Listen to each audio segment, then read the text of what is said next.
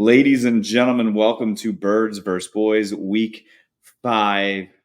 Philadelphia Phillies are in the second round of the playoffs. We all have Red October fever. The Dallas Cowboys are playing the 49ers, and the Philadelphia Eagles play against the Rams. But I think Aidan might want to start not with football today. I don't know. I was a little shocked they were still doing that football thing. I thought when Bryson Stott hit that grand slam that they paused all football activities. They still played that Commanders-Bears game, I think. It's like a tree in the woods. If it falls, is it there to make a noise? If nobody watches Commanders-Bears, did they play? Who knows? As we record this right now, the Bears are up 17-3 on the Commanders. And if the Bears lose on the day that Dick Butkus dies, then they should fold the franchise. They should probably still fold the franchise, but yes. Yeah, it's baseball season. I can't believe we're talking football right now, but we have a great interview tonight with Chase Sr., a recurring guest. You called him an OG in multiple ways. OG friend of ours, an OG original guest of this podcast.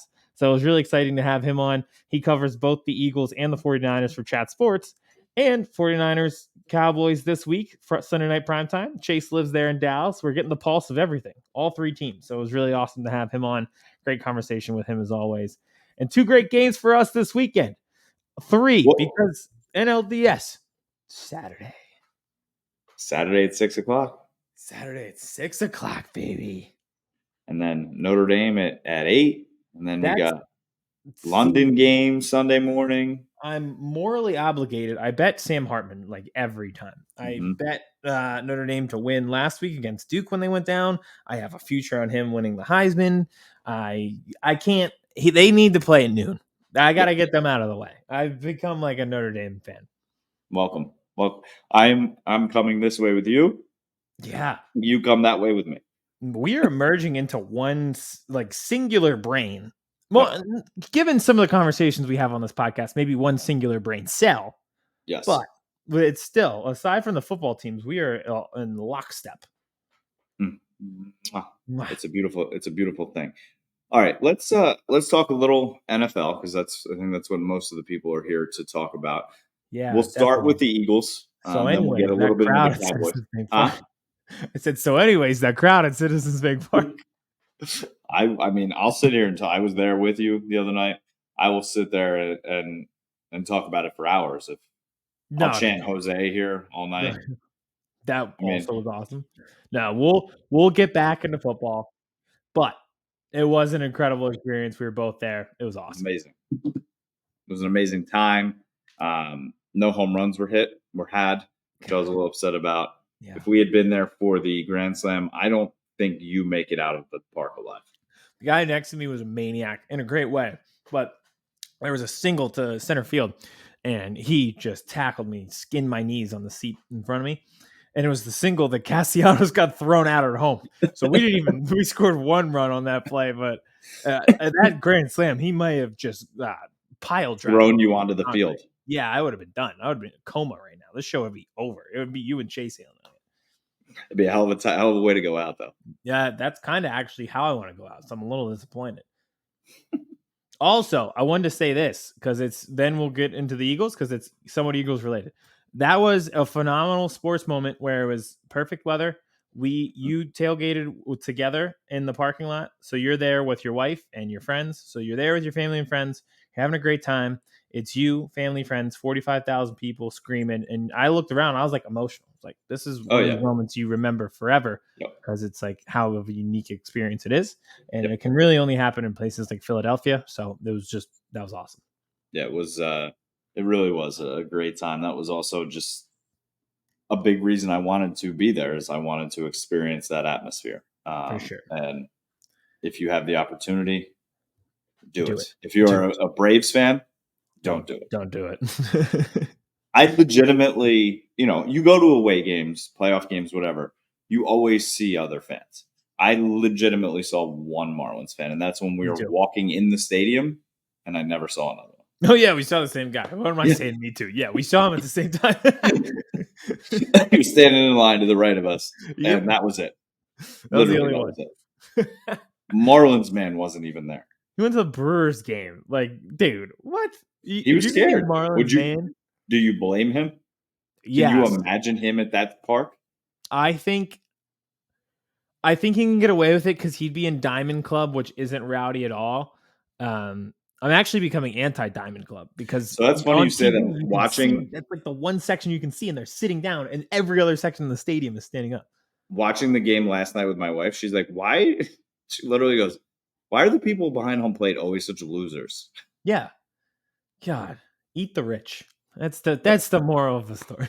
Well, it's all right. At least there were people in the seats at Yankee Stadium. Those are just empty because no one wants to pay $20,000 for a ticket. Woof. Yeah, Yeah, and hey, at least people came, unlike Tampa Bay. So there you go. that was rough. Crowd this week at SoFi Stadium getting to the Eagles Rams. I'm assuming the stadium will probably be 50-50 Yeah. at best. We've seen this stadium getting taken over before by 49ers fans, by Cowboys fans, and Yep. it might have been the Chargers though, but Yeah, it still was the same yeah. logic Which they applies. will. Dallas will be there next week on Monday night against the Chargers. So Oh. back to back weeks, that stadium is seeing our podcast. This the Chargers was our team that wasn't our team last year. We'll talk about this next week. But the fact that I need to rely on Brandon Staley's decision making in a fourth quarter next week because I need you guys to lose will be an unmitigated disaster. And I'm not looking forward to it. I'm very much looking forward to it. Of course. That last time they played when they hit the field goal off the Yep. in overtime. Yeah. Oh God. So SoFi this week though, Eagles Rams should be a great game. I think it'll be. I don't know if shootout is the word because it's not going to be like Monday Night Football, Jared Goff, Patrick Mahomes, but it will be the return of Cooper Kupp with his new running mate Puka Nacua. So I really don't know what to expect. But those two guys, small sample size on Nacua, but Kupp, as we know, just two guys who have been open nonstop. So I'm not really sure what to expect and what to expect from the Eagles secondary. I expect them to be open nonstop. Probably. Yeah. So Bradley Roby was signed this week. I don't know if they signed him this week and they're like, all right, man, well, yeah, good luck. Go guard Nakua and cover Cooper Kupp. I don't know if that's what they plan Because to we're do. not putting Job out there. No, we're not putting Job out there. I can't tell if he's good or not. I don't know how much you saw of the Commanders game. They kept targeting him. And like the one catch that McLaurin had was just like Job was in position. It was just a phenomenal back shoulder catch. So I can't really tell if he's bad and they're targeting him or they presume he's bad and they keep targeting him. I can't really tell. But I agree. I don't think that they clearly don't want him out there that long. And I think they want the bigger thing. I think they want Bradbury on the outside instead of in the slot. During that entire Commanders game last week, I just kept calling him Jobin from Jobin. What's that movie? Oh my god! Not forgetting Sarah Marshall. No, the other same guys. I love you, man. I love you, man. Yeah, called you Jobin. All right. He called me Pistol Pete. I had a cool name. Called you Jobin. Called you Jobin. He calls me. He's like, all right, City Slicker. I will see you then, or I will see you another time. Like I don't understand. Are you coming or not? Yeah, I'll be there. He's on the golf course. This is my nightmare. Ready to play. Ready to play. Ready to play. Ready to play. Ready to play. I gotta go. Sydney's fighting Lou Ferrigno. That is one of the most quotable movies ever. I haven't seen that in a while. I gotta go back and watch that. It's so so if good. my brain could retain information like it retains movie quotes from 2009, I'd be a genius. We'd be doing a podcast on nuclear physics. Oh, all right. How about urinal cakes? How about urinal cakes? Yeah. Oh God! All right, you may continue. And Hank Mardukas. Hank Mardukas has been my best friend since high school. Hank Mardukas and your brother Robbie. We talk on the phone once a week for an hour or two. And that is our rendition of "I Love You, Man." If you haven't seen the movie, I think you've seen it all now. There's really I think there's just a few main points on this Eagles-Rams game that's going to impact the game. We just talked about Nacua and Cooper Kupp. It's not a matter of stopping them. They're going to be open, like you mentioned. They're going to be open nonstop. It's a matter of containing them. The second thing would be getting to the quarterback. Fletcher Cox is not going to play. Derek Gunn reported it, and he is the most solid Eagles reporter out there. If he says it, and he got an epidural, I thought that was a pregnancy thing. Am It I is. wrong? I watched my Okay. wife get it done. So why is Fletcher Cox getting it? I mean, I don't know. No, well, So like a pregnancy thing, you get an epidural, so like the lower half of your body goes completely numb and you can't feel anything. Like my wife had no feeling in her legs for like 9 hours. And it's also not just a shot. They put a needle in your back, into your spine, and then there's a cord that goes through and it sits in your spinal cord and it just drips fluid into your spinal cord and it doesn't stop until it's removed. Oh, it is a miracle that. And you cannot move while they're putting it in. You have to sit so still because they could like if they hit like just below or just above where it's supposed to go in, you can like be paralyzed. Yeah, but And my are wife you? was having contractions while it was happening. So she's having a contraction, she can't move, and they're putting this needle in her spine. That's what I was going to ask. How do you stop from having contractions? You That's don't. the You whole thing just of contractions. You can't really stop that. nope, How do you there's stop no stop. moving? You just have to man the fuck up. Or woman, I should say woman Woman the fuck the up, fuck up. because they are miracle workers. Because Oh, the more I learn about this process, I don't even know women are how up they here. did it in the olden days. We're down here. Like Yeah. 100%, because Yep. it is truly a miracle. So yeah, I don't know why, unless he's having a baby. I don't know what's going on, but he's not going to play. That is slightly concerning. They're not going to have depth on the line because Marlon's not going to be playing either, it looks like. So you're down 2 defensive tackles. The obvious storyline becomes if those guys can't go, who probably goes and who starts? The Georgia boys. Jalen Carter, Jordan Davis probably starting at defensive tackle. Obviously, Milton Williams will be in there as well. So I love that storyline. You know how much I love these Georgia kids. But I'm a little worried about the depth because I feel like they need to get after the quarterback and just hunt Matthew Stafford. The offensive line for the Rams, not great. Like, really not great. They really struggled in Cincinnati on Monday Night Football a week ago, constantly giving up sacks and pressure. That's what the Eagles need to do. Fletcher Cox has been balling out. Like, I don't know if it's the addition of Carter next to him who's taken on the double teams, but Cox through a month has been phenomenal. So it really sucks that they're going to miss him. And they obviously need to get pressure so Cooper Kupp doesn't end up with 13 freaking receptions.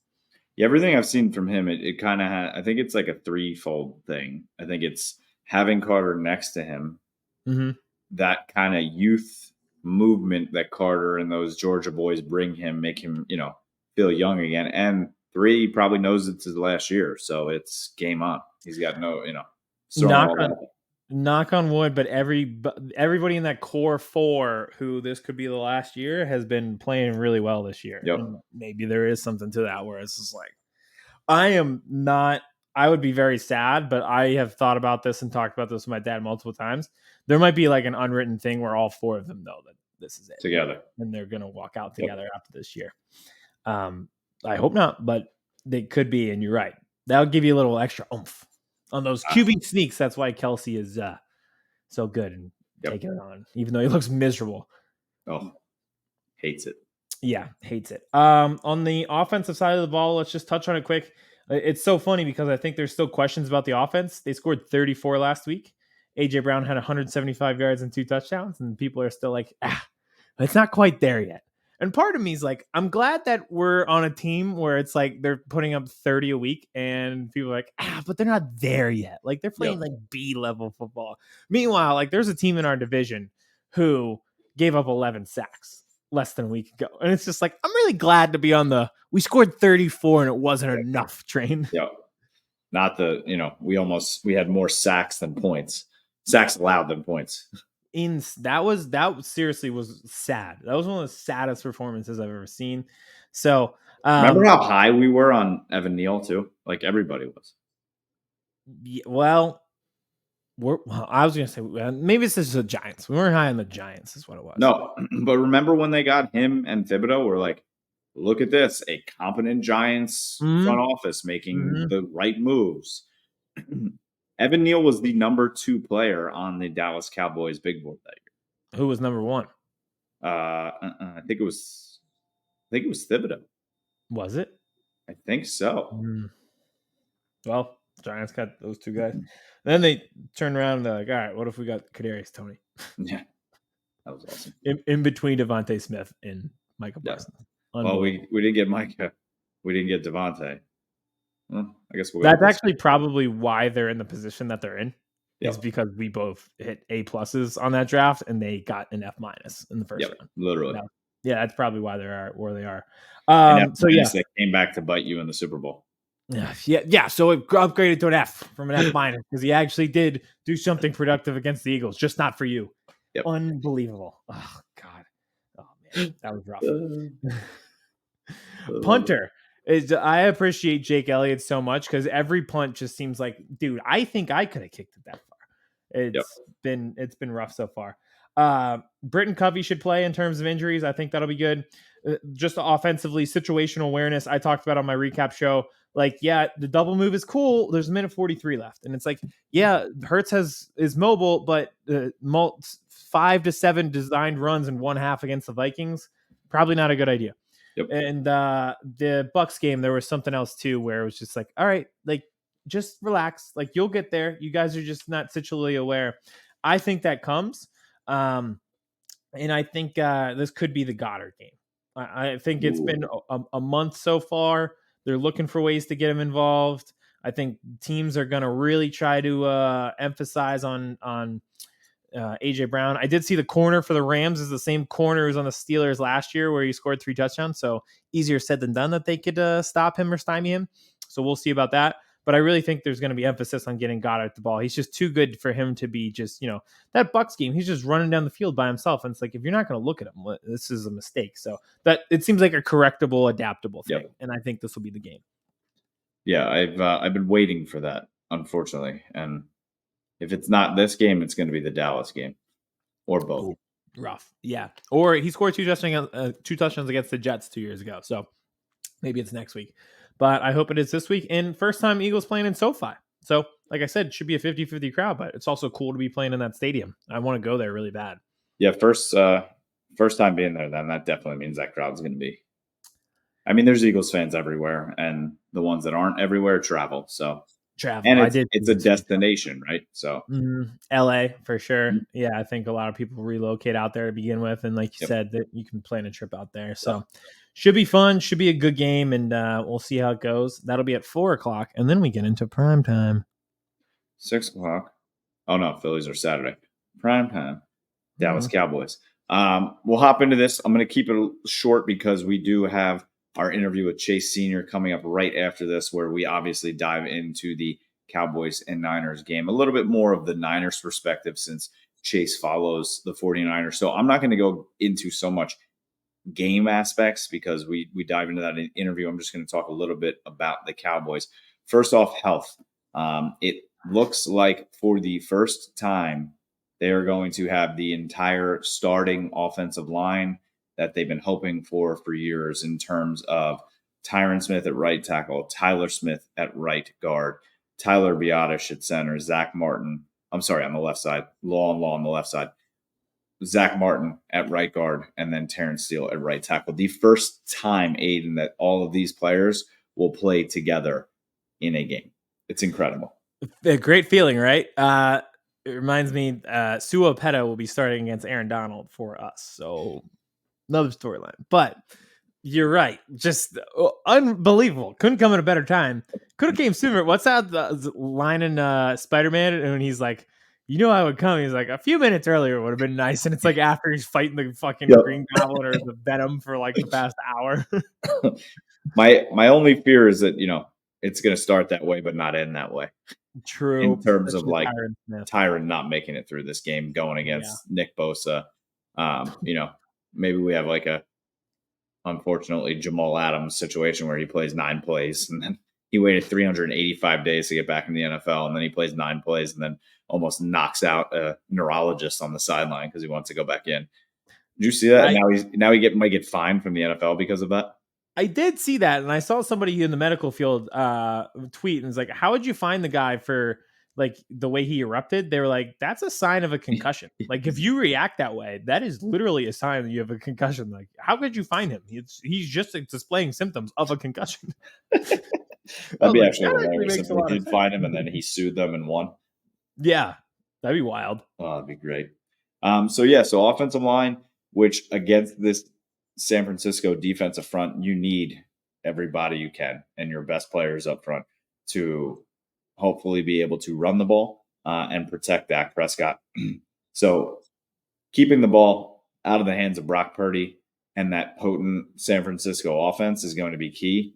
Time of Mhm. possession, we already know that's kind of the way the Cowboys are playing ball this year, right? I want to run the damn ball. McCarthy said in the offseason. You see the way they're playing offense through the run, through the short, quick, precision passing game, not taking a lot of deep shots. But that also is about how the defenses are dictating right now. I think once defenses see that Dak can consistently run that short precision passing game, they're going to start to come down, lock up, and then you're going to see some more shots to CD and Cooks down the line. But holding onto the ball, keeping the ball out of Shanahan's offense is going to be key. And having that offensive line intact, I think, is going to be a big part of that. Aidan, I said it in the interview. I've said it to you. This is the game that's been circled, right? And it's almost the fact of like it's that fine line, I think, between like having a team motivate you and being distracted by that team. Because it's like, are they playing it up too much? Is Jerry talking about it too much? Is the team thinking about it too much? Like, yeah, this team went out and beat you 2 years in a row. Last year, they were in the game, right? I don't know if you remember the logistics of the game, but it was 6-6 going into half. Dallas ball. They're Yeah. going down the field. They will at worst be up 9-6. Well, they did Brett Maher. Heading into halftime, but then Dak throws the pick. Instead of being tied 6-6, up 9-6, or even up 13-6, you're now down 9-6. You then lose Tony Pollard, and the wheels fell off. But the defense played phenomenally in both playoff games. They did rattle Purdy. They had him off track. He was not playing his best game. So we'll see if the defense, can do that again, right? We've seen what they've done. Yes, not against the best opponents in the world, but I mean, Mac Jones has looked okay this season. The Patriots played, well, I would say, against your Eagles and the other teams they played against. They looked non-competitive against the Cowboys. They looked like a peewee team against that defense. So we'll see if the defense is up to par. If they are, I mean, who do you stop? That's the problem. It's like, okay, you want to give all your resources to stop McCaffrey? Here's Debo Samuel. You Mhm. want to take away Debo Samuel? Okay, there's Brandon Ayuk. Oh, did you forget about George Kittle? Because he's still there too. So it's like it's an embarrassment of riches that the defense has to worry about. So that's the biggest worry that I have in this game. And I think that's a lot of a big worry for a lot of people is especially I think McCaffrey. There's such a focus on stopping him that it just opens up the entire passing game, which is exactly what Kyle Shanahan is looking to do. Is to use run designs to set up the passing game to alleviate pressure from the quarterback, so they don't really have to throw that much to begin with, and just set up their blocking scheme. So it's you're right, it's tough, but I do think that the having Micah Parsons is awesome because it's like everybody has a game plan until you get punched in the mouth. Yep. That is him personified as a football player. Yep. So he is able to disrupt that system that Kyle Shanahan likes to run. And the Cowboys, what did everybody say last year in the year? Like they can't stop the run. So they went out, they got Jonathan Hankins, they drafted Mozzie Smith. Leighton Vander Esch has been playing well against the run. So this is the unit that's going to be tested the most this week. Shanahan will run and run and run and continue to run it down your throat literally until you say mercy or you stop it. So they are going to have to stop it. And when they do stop it, then the back end has to be prepared for Brandon Ayuk and Debo Samuel and George Kittle because they're gonna be coming at full force. But Levi Stadium at night, West Coast. I mean, I keep saying it, right?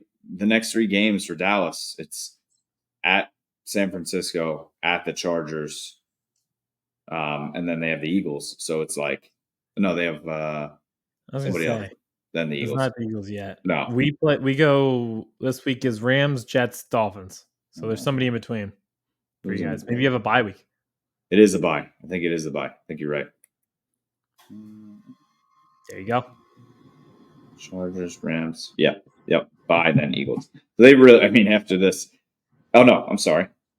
It's 49ers, Chargers, bye, Rams, Eagles. I'd have to look back at the schedule. I thought it was Cowboys first in our little death row that we're going to go through. Yeah, no, because we have week 5, 49ers, week 49ers. 6, Chargers, week 7, bye, week 8, Rams, week 9, Eagles. Okay. It's another game that I'm forgetting then because I have. We play so many tough teams. I can't even tell you. I don't even have it. Weeks 9 through 14 are going to be It's just a disaster. Yeah. have fun. So, Chase will give his score prediction. I also agree. I think it's going to be a lower scoring game. Everything in my will is trying to tell me not to say like 24-13 Niners, 24-16, something. I mean, my fear is that the Cowboys aren't going to be able to score with them. We see the red zone issues. They may be able to control the ball, but like, is there a turnover that then, swings it to the Niners, or the Niners get a 70-yard catch and run by Ayuk to turn it on its head? Those are the things that scare me. They need to score touchdowns in the red zone when they get there. They're getting there at the biggest clip of any team in the NFL right now, but they're not punching in the end zone. It's going to be tough to get there against the Niners defense, but if you do get there, you can't kick field goals. You have to score touchdowns if you want to win this game. Yeah, this can't be a Big Ten game on the road. No. You're right. You got to score touchdowns. You got to put up points. So we will see what happens on Sunday night, but before further ado, let's get into Chase Sr. because he talks a lot about this game in terms of the 49ers, and you might see a little bit of a hat switch if you're watching on YouTube. That is your key to subscribe on YouTube. So let's do it. Chase Sr. of Chat Sports. He's the voice of the 49ers on that YouTube platform and covers the Eagles as well. We'll talk to him about this game and much, much more, maybe even a little baseball if you're not tired of that yet. So here it is, our interview with Chase Sr. of Chat Sports. Aidan, we are now joined by one of the OGs in terms of guests on Birds vs. Boys, Chase Sr. You see the Phillies hat, born and raised in Philadelphia, now lives in Dallas, Texas, but covers the 49ers. We are all over the place, and he is the perfect person to have on tonight with the Phillies Red October going on, the Eagles 4-0, and the 49ers playing the Cowboys. Chase, how are you, man? Welcome back. Doing awesome. Always good to link up with you guys. And it's such a great part of the calendar when your baseball team's in the playoffs. And then obviously growing up in Philadelphia, Eagles are good once again. Niners look to be the best all-around team in football. And that fall bite in the air, football is back, October baseball. It really doesn't get any better than this, especially when you see the atmosphere at Citizens Bank Park the other night. Insane. We were both there, and just we talk about how loud it is, but the sustained level of loudness, like every single pitch brings cheers and stuff like that. And it was 30 minutes before the game even started. So it is a great time. We laughed too. It was hilarious because the Marlins literally just had to stand on the third base line for 25 minutes while they introduced everyone, including like every usher that worked at the stadium, and then the stadium just going nuts. Yeah. And they just had to stand there and take it. Were you there game 1 or game 2? Game one. So they do they intro every single person on both sides to like introduce the whole series. So the Phillies are going through like, and here comes the interpreter, and everyone's like, fucking go. Marlins just had to stand there. Oh, hilarious. It was great. We'll see what happens this week. Yeah. And speaking of what's happening this week, Chase, Cowboys 49ers. The 49ers obviously have been a thorn in the Cowboys side the last couple of years in the playoffs. So my first question for you is, what does this game mean to San Francisco? Because in the Dallas fan base, in the media, in the team, this is the game, right? It doesn't seem like they fear the Eagles as much. They've been building their team around trying to beat San Francisco, trying to slay the big bad wolf. So is it just as big of a game for San Francisco, or is this simply just another NFC game for them? I think it's another big game for San Francisco, too, because I think there's a lot riding on this. First of all, you're in the NFC West, and you're 4-0 right now. The Seattle Seahawks are 3-1. They're a feisty team. And prior to last year, when the Niners beat them 3 times, Pete Carroll had owned Kyle Shanahan. He owned Jim Harbaugh. So you can't afford to really have a lot of slip-up games. Otherwise, you're in danger of potentially losing the NFC West, and that obviously has implications once you get into the playoffs, because that home game is really critical in that divisional round now that the top 2 seeds don't just get that automatic first-round bye. So there's that. And then I think from an overall, let's really prove how good, how legit, and how elite that we are, that's riding on the table for the Niners as well. I mean, in every game this year, they've scored more than 30 points. They have a top 5 offense, a top 5 overall defense. And a lot of people aren't sold on Brock Purdy, that he's actually a legit quarterback in this league. He already beat Dallas last year in the playoffs. So if he can do that once again and have another really good performance, and if the Niners offense can go out there and they can score 30-plus points, I think that everybody who's a detractor, everybody who's a doubter, is truly going to look at the Niners as the team that is on this path right now, in which they should be competing for a Super Bowl alongside the Philadelphia Eagles in the NFC. And then they match up, I think, really, really well against any team in the AFC. And this is a fierce rivalry that goes back many, many years. They've had so many playoff outings against one another. The Cowboys were dominant in it for such a long time, and then recently it's been the Niners who have been on the right side of that. Unfortunately. Yeah. Let's talk about Brock Purdy. You just mentioned detractors of the 49ers. If there's anything with a really well-built roster with them, it's just not a big enough sample size for Purdy. But he's been playing really well. Even so, he's this new hot button system QB. Would a win on Sunday Night Football against the Cowboys solidify him as a top 10 quarterback in the NFL right now? Yeah, I think like right now, if you judge how he's been playing through the first 4 games, how he's playing right now as compared to how other quarterbacks are playing right now, I do think that he's a top 10 guy. And I do kind of laugh at the conversation that he's just a system quarterback. Like, I think it's one of those things where 2 things can be true. And in this case, multiple things can be true at the same time. Are the 49ers stacked offensively with Deebo Samuel, Brandon Ayuk, George Kittle, Christian McCaffrey? Yes. Is Kyle Shanahan a great coach, play designer? Does his scheme lead to a lot of success? Is it a quarterback-friendly scheme? Yes. But also at the same time, like, you can't necessarily always coach up timing, anticipation, accuracy. When he makes these improvisational plays out of structure, that isn't the offense. That's literally him just doing it himself. So he still has to deliver the football accurately, on time, and on target to all these receivers to allow them to pick up yards after the catch. And he is, of course, benefited by Shanahan and the surrounding supporting cast, but he's also getting the job done himself. And ever since he became starter, taking over for Jimmy Garoppolo, he's undefeated in games that he started and finished. He hasn't lost a regular season game. The offense has averaged more than 30 points per game ever since he's become the starter. So clearly he's doing something right.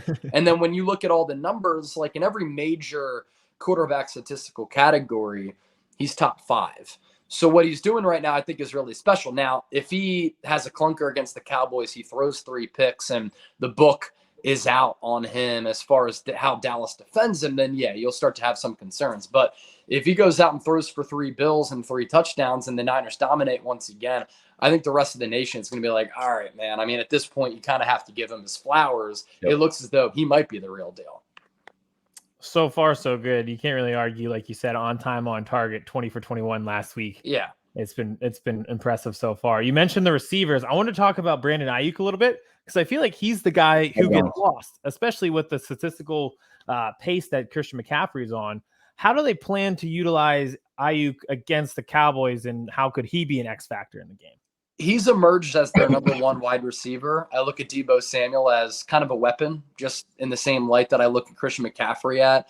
McCaffrey and Deebo are just really special playmakers and weapons, whereas Brandon Ayuk isn't really used as a gadget guy, but he's instead now emerged as the number one overall wide receiver. And this is a guy who can win a lot of battles on the outside. He has great footwork, great route running ability. He's a little bit bigger than Devontae Smith, but I do kind of compare like their clean footwork and being a technician in running routes to a Devontae Smith. Because he's a little bit thicker, he can go up and kind of get some of those 50-50 balls, even though Smitty does that at a really high level for his lack of size. But there's just like more bulk to his frame. In this system, he's able to pick up yards after the catch, and he's so dynamic in the open field, making guys miss, having this pull away speed. Last week, I thought was Purdy's best game of his career, not just because of the 20 of 21, but because 2 weeks earlier against the Los Angeles Rams, he missed 3 deep balls that should have been easy touchdowns. 1 to Ayuk, 1 to Jawan Jennings, 1 to Deebo. He comes back 2 weeks later and he connects on 2 40-plus yard pass plays to Ayuk, and he was 7 of 7 on plays that were 10 to 40 yards through the air. So that's what Ayuk gives you. It's the all-around wide receiver threat. And he can kind of cut you up at all 3 levels of the field. I said going into 2022 that I thought that he was the better wide receiver as compared to CD. I just think he's a little bit more consistent, doesn't drop as many balls. And if you were to be featured more in an offense that's not so run heavy like the Niners is, I think that people would even see that more. Wow. That's a good take. I hate it. Talk to me on the other end. I know you watch a lot of film. So where do you think the Cowboys could hurt or expose the Niners at all? Well, I think Micah Parsons is going to be lined up against Colton McKivitz at all times. In fact, that's the only side of the line of scrimmage that he should be lined up on, is that defensive left side and the offensive right side. TJ Watt had 5 pressures and 3 sacks in week 1 against the Niners, and that was San Francisco's only blemish on the resume that day because they were really dominant in what was a very impressive win. So that's where Dallas can get the Niners if Parsons just lines up there all the time. Now, last year, Mike McGlinchey was the starting right tackle, and for some reason, Dallas used Parsons on that side, but also a lot on the other side where he was going up against Trent Williams, and I didn't really understand that. Just go after the weakness all throughout the day. But I think a lot of people lose sight of the fact that the Cowboys' defensive line as a whole is a really, really good unit. And the Niners are a little bit weak at right guard, right tackle, and then at center, Jake Brendel is their starting center. He was a Pro Bowl alternate last year. But the Cowboys might be able to have their way there too. Aaron Banks, their left guard, hasn't given up a sack this year. Trent Williams has been really, really good. So I'd look at that area of the line of scrimmage where Dallas can kind of have its way. And the fact that the Cowboys are getting all 5 starters back on that offensive line is really important for them to kind of stymie what the Niners want to do with their defensive line. So speaking of the Cowboys and offensive lines, hopefully this helps getting them back in the red zone, right? Obviously, they've been having the red zone issues. That's been the biggest talking point around the Cowboys through 4 weeks. Now, the Cowboys got this guy, Trey Lance, from you guys a couple weeks ago, has not been active at all. Do you think there's a should or a could that they activate him on game days and have some sort of run options for him in the red zone? Does he have that ability? They would do it just to be petty. He has the ability. The Niners did that a couple of times during his rookie year when he would come in when Jimmy Garoppolo was the starter, and they'd run a little run to the left or a little quarterback power. So it's possible. I know that Dak and Ed Warder had both talked today about how Trey Lance has been helping the Cowboys prepare. Kyle Shanahan was asked about that on Wednesday, and he said, I hope that he's helping them prepare for us, because I believe that the tape shows everything that we like to do, we want to do, and where our strengths are. So I think at the very least, maybe he's pointing out some wrinkles of what the Niners like to do offensively. I don't know if they're going to activate him, though, just because you have to deactivate somebody else that might be at more of a position of importance, right? I have a loophole. How's that?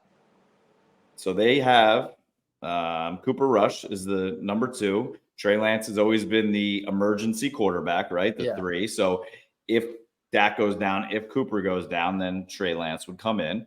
Right. You make Cooper the emergency quarterback. You make Lance the 2, so you can have these run options. If Dak goes down and you don't trust Lance, Lance just pulled a hammy. He just pulled a hammy. Yeah. Activate Cooper Rush. I like that. There's always a way to beat the system.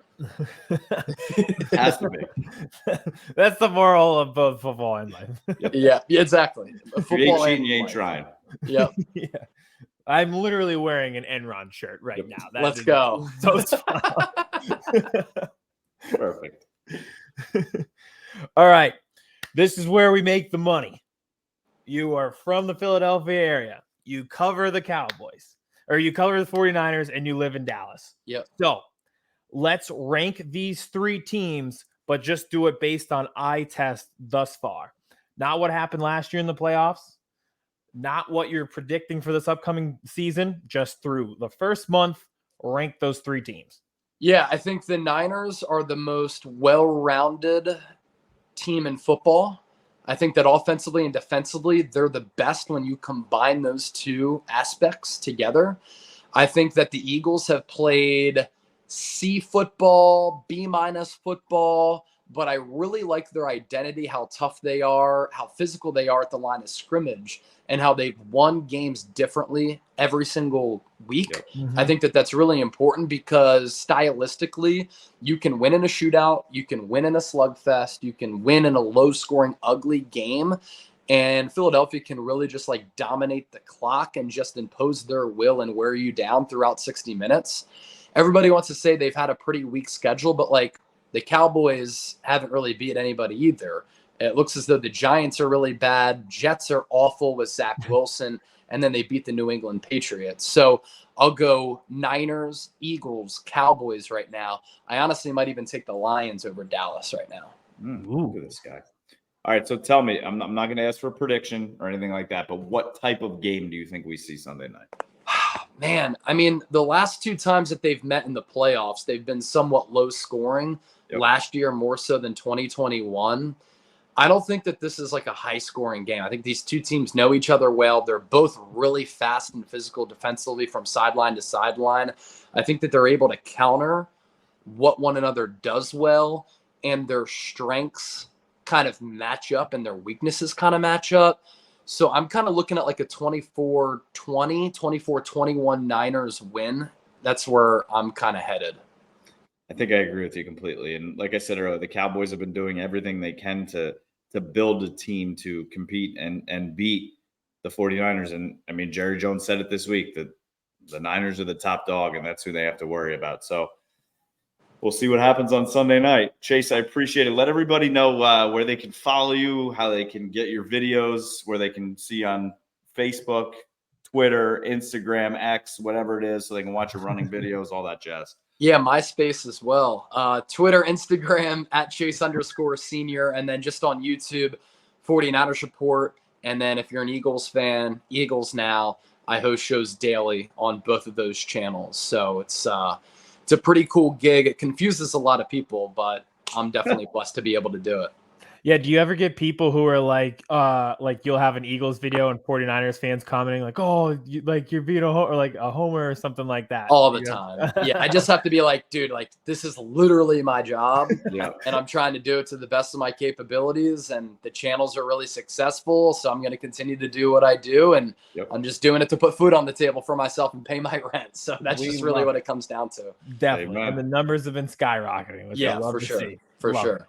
Well, keep grinding, my friend, and I hope you have a horrible Sunday night. I hope the same for you. I appreciate it. All right, Thanks, Bills. Chase. All right, Go peace. Bills. Another phenomenal interview with Chase. I don't agree with his takes on putting the Cowboys at the bottom of the 3, on how the Niners are going to dominate. 4. Or maybe that's just because deep down in heart, I know he's right. Very insightful. I love having him on. He's a great guy. We definitely, he'll be our first stop when we do our Bird First Boys Dallas trip, which is in the works and will definitely happen. So that'll be We're great going to go time. out drinking with him, and then he's going to make us go on a run on a Saturday morning. Oh, you guys have that. All right, Aidan. Before we get out of here, the people need the power rankings. The people want the power rankings. Let's do it then. Week 5.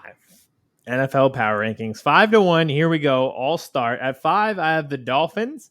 We're at a critical point for the Dolphins. I feel like I've seen them have shootouts in September and the leaves start to change and their offense changes too. I need them to win games in October. Prove it to me, Dolphins. 5 for me, it is the Miami Dolphins as well. Obviously, they put up 70 and then almost had 70 hung on them the very next week. Very wishy-washy, but I'm keeping them in the top 5 because of what I've seen from that offense. But yes, like you said, let's see it in October if they want to hang in these rankings. At 4, I have the team that beat the Dolphins, the Bills. They're just always lurking. Preseason, everybody won the Jets with Rodgers. Dolphins coming along. Bills are always there, man. They're always there, just lurking. So I got them at 4. 4 for me, it's the Philadelphia Eagles. They just keep winning. They're 4-0, but like everybody said, they haven't put it together fully yet. They're playing B plus C minus ball, which is scary being 4-0, playing B plus C minus ball. But they fully deserve to be right where they are in the top 5. At 3, I have the Chiefs. I feel like they're just effortlessly winning. It was not a pretty display against the Jets. I do think that everything that surrounds this team has gotten old for everybody, and I think it'll start to rescind and calm itself down, and they'll just snap into gear as they always do. They usually start 3-1, 2-2, and then take off. Here we are, week 5. This is where they really put it all together and just take off on another Super Bowl run. At 3, I have the Chiefs.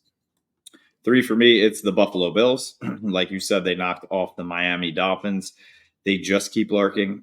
Josh Allen put everybody, give him that hush a little bit, the way he played last week, up to the quarterback we all think and know that he is. I think this is the time of the season now where they're just going to start rattling off wins. Definitely. 2, I have the Eagles, undefeated so far. Like you mentioned, they haven't even played their best ball yet, and they're still 4-0. And at times they have been dominant. They had double-digit leads in every single game this year. Maybe not week 4, but the first 3 weeks they did. Something to be said about that. Number 2 for me, it is the Kansas City Taylor Swifts. They are sitting at 3-1. A little rough game there a little bit against the Jets last week, but Mahomes is going to be Mahomes. My auto is going to be my auto. I don't know if you've seen that commercial with your boy Jake from State Farm. But this team will continue to get better. They are like almost like a steam engine. They start slow and then they get going, and then they just start moving. And I have no doubt that they will be there at the end. For sure. At 1, I have the 49ers. This is going to be their toughest test so far this season, Sunday Night Football against these Cowboys. But so far, it's hard to put anybody else based on eye test. They've been dominant, cruising through the schedule, 4-0 so far. But this is the toughest test that they face, so we'll see how this goes. 1 for me, it's also the San Francisco 49ers. Like Chase Sr. said, they are the most complete team, right? Overall, top to bottom. When your biggest question mark, quote unquote, is your quarterback, but is it really a question mark at all? I'll take that all day long. When you have a play caller like Shanahan, a guy like Nick Bosa on the defense, Fred Warner, and then you have probably the most underrated and disrespected, I would say, in terms of talk and chatter and coverage. Wide receiver is Brandon Ayuk, and then you still have Deebo Samuel there and George Kittle. It's a problem. And I didn't even mention Christian McCaffrey. So, yeah, they're a problem. They're a problem. You're a problem. You see that? You are a problem. And oh man, we can't get into another movie. Couples Retreat. Yes. We got to stay focused. We got to stick together. You're a problem. You're a real problem. The game is called Guitar Hero. Love that movie. I love that. All right, let's get the people out of here. All right. Make sure to, if you want those power rankings, follow us on TikTok. Follow us on Twitter. We're always pumping out content there. Subscribe on YouTube. A little bit more of the visual appeal there with everything we've got going on. And then anywhere that you can find podcasts, Apple, Spotify, Google, everywhere. We'll have our full audio episodes, and reaction shows will drop Sunday. Kevin's might be Monday. because there's Sunday Night Football, but we'll have them out there coming out for you this week on YouTube. So we'll talk to you then. Big week for both of us on the West Coast. Let's see if we can get it done and keep it rolling. Go Phils. Chris Hansen here, and I'm going to need you all to take a seat right over there and check out Birds versus Boys.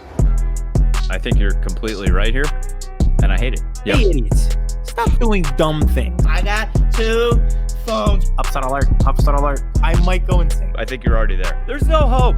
Hope is gone. If this was an AFC North podcast, we'd be done in 15 minutes. Bob Hope. I'm going to drink bleach. That is the team you promised me you were going to be this year.